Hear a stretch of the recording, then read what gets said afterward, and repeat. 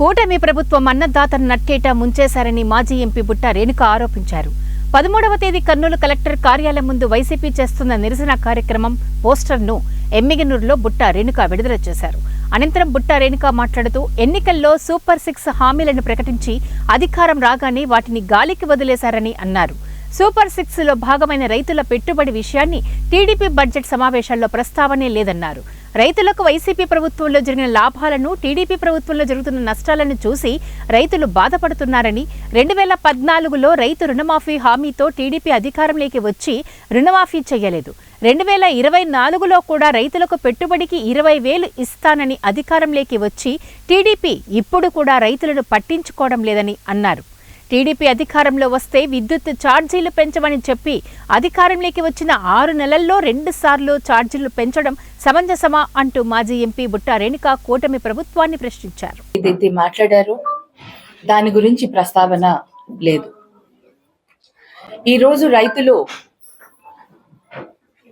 YSRCP party ఏదైతే వైఎస్ఆర్సీపీ ప్రభుత్వంలో వాళ్ళకి జరిగిన లాభాలేంటి, టీడీపీ ప్రభుత్వంలో వాళ్ళకి జరుగుతున్న నష్టం ఏంటి అని కూడా ఇవాళ వాళ్ళు బాధపడుతున్నారు. 2014లో కూడా టీడీపీ పార్టీ రైతు రుణమాఫీ అని ఒక అబద్ధపు హామీతో ముందుకు వచ్చారు. అప్పుడు కూడా రైతు రుణమాఫీ పూర్తిగా చేయలేకపోయారు.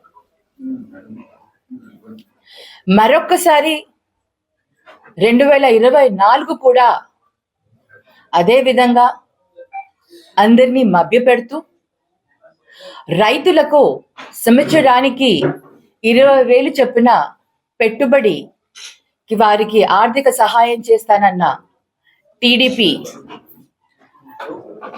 ప్రభుత్వం వచ్చాక ఇవాళ వాడి గురించి పట్టించుకోవట్లేదు.